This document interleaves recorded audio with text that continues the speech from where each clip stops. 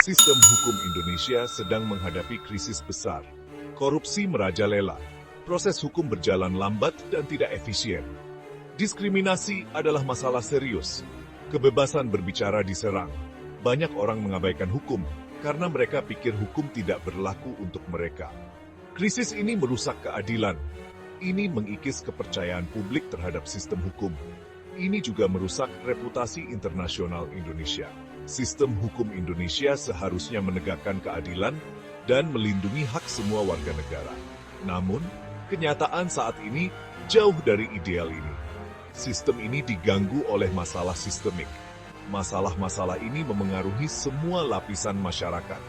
Mereka membutuhkan perhatian mendesak dan reformasi komprehensif.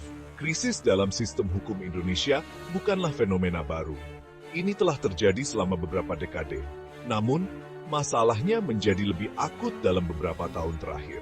Situasi ini membutuhkan tindakan segera. Kita harus mengatasi masalah ini secara langsung. Kita harus bekerja menuju sistem hukum yang lebih adil dan merata untuk semua orang Indonesia. Korupsi berakar kuat dalam sistem hukum Indonesia. Ini memengaruhi setiap level, dari pengadilan lokal hingga kantor tertinggi. Penyuapan, pemerasan, dan penyalahgunaan kekuasaan adalah hal biasa.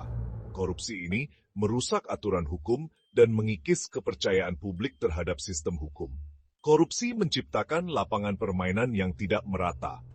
Individu dan perusahaan kaya dapat membeli jalan keluar dari masalah hukum. Warga negara biasa sering dibiarkan tanpa jalan lain. Mereka ditolak keadilan dan kewajaran. Situasi ini melahirkan sinisme dan kebencian. Ini juga menghambat investasi dan pertumbuhan ekonomi. Pemerintah Indonesia telah mengambil beberapa langkah untuk memerangi korupsi. Namun, upaya ini belum cukup. Korupsi tetap menjadi kendala utama bagi pengembangan sistem hukum yang adil dan merata. Budaya impunitas harus diakhiri. Pejabat yang korup harus dimintai pertanggungjawaban atas tindakan mereka. Proses peradilan di Indonesia terkenal lambat dan tidak efisien. Kasus-kasus dapat berlarut-larut selama bertahun-tahun, bahkan puluhan tahun. Penundaan ini menyangkal keadilan bagi para korban dan menciptakan ketidakpastian bagi semua pihak yang terlibat. Lambatnya langkah keadilan juga merusak kepercayaan terhadap sistem hukum. Beberapa faktor berkontribusi terhadap penundaan ini. Faktor-faktor ini termasuk kekurangan hakim dan staf pengadilan, prosedur birokrasi yang kompleks, dan kurangnya dana yang memadai.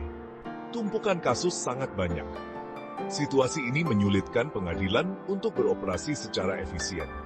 Pemerintah Indonesia telah menyadari perlunya mengatasi penundaan ini. Namun, kemajuannya lambat.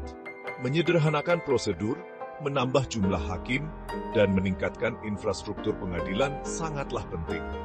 Langkah-langkah ini akan membantu merampingkan proses peradilan. Ini juga akan memastikan bahwa keadilan ditegakkan tepat waktu. Bagian 4. Diskriminasi. Penerapan hukum yang tidak adil. Diskriminasi adalah masalah yang meluas dalam sistem hukum Indonesia. Kelompok tertentu, termasuk minoritas agama, minoritas etnis, dan perempuan, menghadapi perlakuan yang tidak setara di bawah hukum. Diskriminasi ini merusak prinsip dasar persamaan di depan hukum.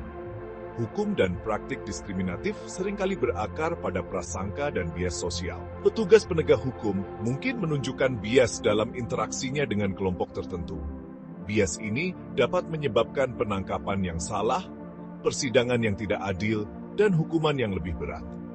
Mengatasi diskriminasi membutuhkan pendekatan multifaset.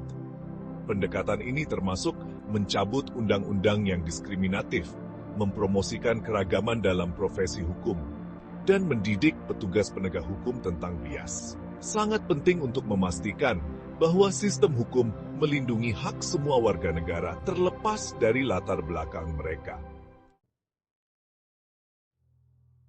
Bagian 5. Batasan kebebasan berbicara, membungkam ketidaksetujuan.